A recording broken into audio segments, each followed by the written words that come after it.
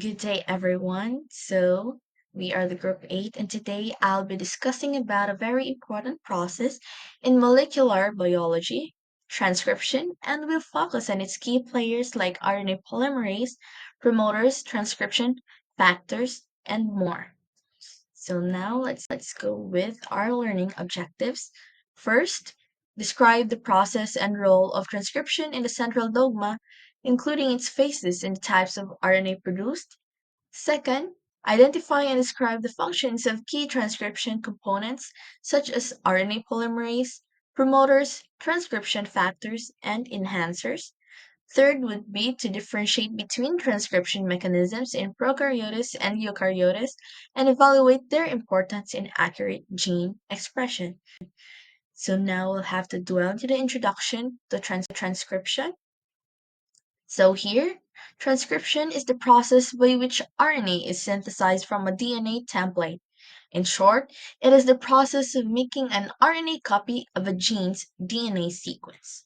So it is the first step of gene expression, producing an RNA copy of a specific DNA segment. The RNA transcript carries genetic instructions to the ribosome, where proteins are synthesized during translation. So basically, there are two key players, which are the RNA polymerase and the promoters. So RNA polymerase, it is the enzyme that synthesizes RNA without a primer. Promoters, DNA sequences that signal where transcription should begin. So next slide here, overview of the central dogma. So DNA to RNA to protein. So the RNA transcript will be used later in translation to synthesize proteins. So importance of accurate transcription in gene expression. It ensures proper protein synthesis and avoids mutation. Errors in transcription can lead to mutation, faulty proteins, cell malfunction, and diseases. Example for this is cancer, beta thalassemia, or SMA. So next we have is the RNA, types, structures, and features. So here are the types of RNA produced. So we have mRNA, or the messenger RNA. Its functions is to carry coding information for protein synthesis. rRNA, or the ribosomal RNA, structural and functional component of ribosomes. tRNA, or the transfer RNA, it brings amino acids during translation. And here we have snRNA, snORNA, miRNA, and siRNA. These are involved in RNA processing and regulation. So basically, RNA is single-stranded and uses uracil instead of thymine because thymine is present in DNA. Meanwhile, in RNA, we use uracil. So now let's proceed with the RNA polymerase, the enzyme that synthesizes RNA. So what is RNA polymerase? It is a multi-subunit enzyme essential for transcription, foundational for gene expression, influencing cell growth, differentiation, and response to environmental stimuli. So structure and components. Prokaryotic RNA polymerase, it is composed of 5 subunits, forming the core enzyme. It associates with the sigma factor to initiate transcription. Eukaryotic RNA polymerase, it is more complex with up to 12 subunits. The largest subunit contains the active site for RNA synthesis, aided by magnesium ion for catalyst. So, again, RNA polymerase is the enzyme that builds RNA using DNA as a guide. In prokaryotes, it has 5 subunits plus a sigma factor. In eukaryotes, it's more complex with up to 12 subunits and needs additional help from transcription factors. So that's for the structure and components of RNA polymerase. Now, next we'll have the RNA polymerase in prokaryotes. So it is a single RNA polymerase transcribes all RNA types. Efficiency is regulated by growth signals and nutrient availability. So here we have different types of RNA polymerase in eukaryotes. So first type is the RNA pol 1. It synthesizes rRNA except 5S. Location nucleolus. Next type would be RNA pol 2.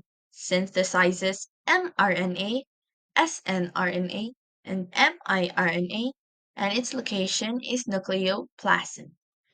Next would be RNA pol 3. It synthesizes tRNA and 5S rRNA. So it is found in the nucleoplasm also. So basically, in eukaryotic cells, three RNA polymerases.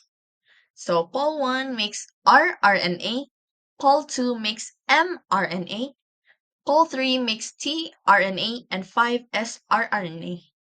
Each has a specific role and location inside the nucleus. So that is for the RNA polymerase in eukaryotes. So let's dwell on the mechanism of RNA synthesis, role, and transcription. So there are three, which are the initiation, elongation, and termination. Let's first talk about initiation. So RNA polymerase binds to promoter regions on DNA. In prokaryotes, the sigma factor guides this binding. In eukaryotes, transcription factors assemble at the promoter to recruit RNA pol 2. Next would be the elongation. So RNA polymerase reads the DNA template and synthesizes RNA in the 5 to 3 direction. Elongation factors enhance accuracy and processivity. So here would be the termination. Specific DNA sequences signal the end of transcription. RNA polymerase releases the newly formed RNA strand, which undergoes further processing. So in simple terms, in initiation, RNA polymerase binds to the promoter. In prokaryotes, the sigma factor helps. Meanwhile, in eukaryotes, transcription factors are needed to recruit RNA pol 2. During elongation, RNA polymerase reads DNA and adds complementary RNA bases. Termination happens when it reaches a specific DNA sequence that tells it to stop, releasing the RNA strand. So that's for the mechanism of RNA synthesis, role, and transcription. So now we're here for the promoters, its definition, and role. So promoters, it is where transcription begins, serves as docking sites for transcription factors and RNA polymerase, orchestrating the initiation of gene expression. So where's the location? So it is upstream of the coding sequence of a gene, and its length is some are short and others span hundreds of nucleotides, allowing for more regulatory complexity. So again, promoters are DNA sequences upstream of genes. They signal the start of transcription and are binding sites for RNA polymerase and transcription factors. So here, prokaryotic promoters. So promoters are DNA sequences upstream of genes where transcription begins, binding sites for RNA polymerase and the sigma factor. So here, consensus sequences include the negative 35 region or the thymine, guanine, adenine, cytosine, and adenine, and the negative 10 region, which is thymine, adenine, thymine, or also known as the Pribnow box. So it is recognized by the sigma factor of the RNA polymerase holoenzyme. So here we have initiation complex, RNA polymerase holoenzyme, or the core enzyme plus sigma factor, binds directly to the promoter. The DNA unwinds at the negative 10 region to form the open complex. Here, for transition to elongation, after a short RNA is synthesized, the sigma factor is released, so the core enzyme continues RNA synthesis. So basically, in prokaryotes, promoters have specific sequences like the negative 35 region and negative 10 Pribnow box. These are recognized by the sigma factor and they control transcription initiation and respond to environmental signals. So here, next would be the regulation. So it is controlled by repressors and activators binding near or at the promoter. Operant systems allow coordinated expression of multiple genes from one promoter.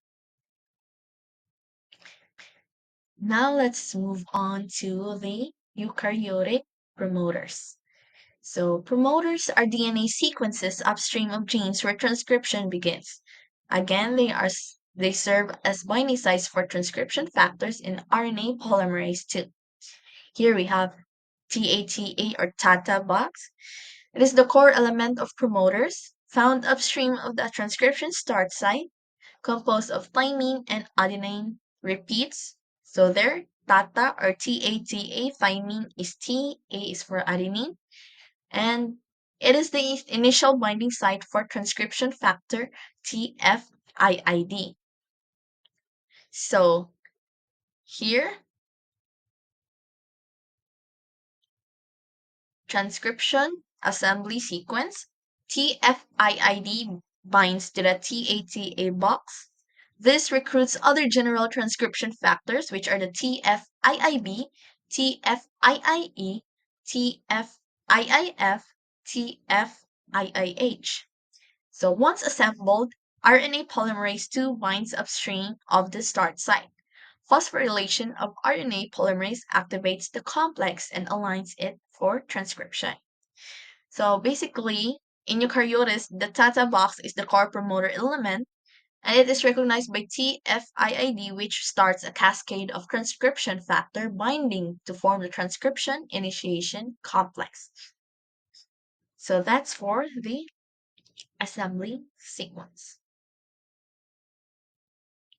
Here is for the enhancer interaction.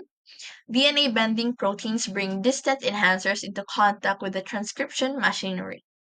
Enhancers boost transcription efficiency by interacting with mediator proteins and transcription factors. So, this slide shows how the transcription machinery assembles. General transcription factors help RNA pol 2 find the correct start sites. Enhancers can also activate this process from a distance using DNA bending proteins. So that's for the enhancer interaction. Now we have arrived to the factors and regulation. So we have two general transcription factors and specific transcription factors. So general transcription factors required for all transcription events.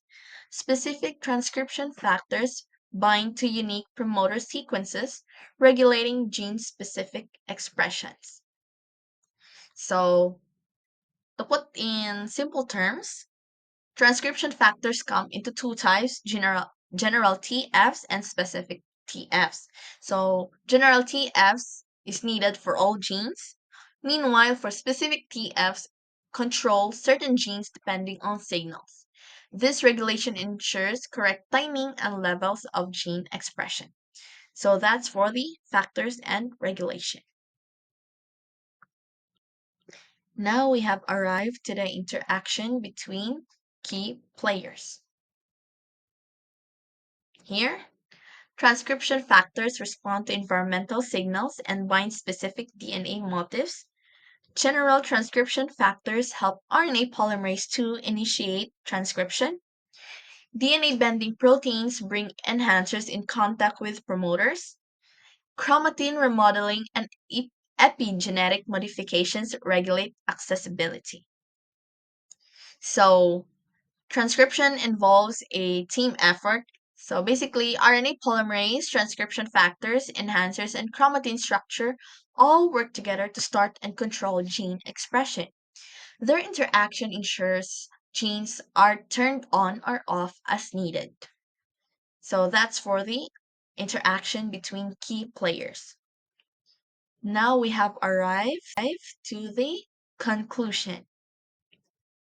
So to conclude, transcription is vital for expressing genetic information. It involves complex interactions among DNA, RNA polymerase, promoters, and transcription factors. Proper regulation ensures cellular function. Errors can lead to disease. Understanding transcription helps explain gene regulation and is essential in biotechnology and medicine. So, transcription is a vital, highly regulated process, requires multiple key players working together. Understanding these helps us appreciate how cells function and how problems in transcription can lead to disease. So, thank you for listening. We hope you now have a clearer understanding of the key players in transcription and how they work together in this essential biological process.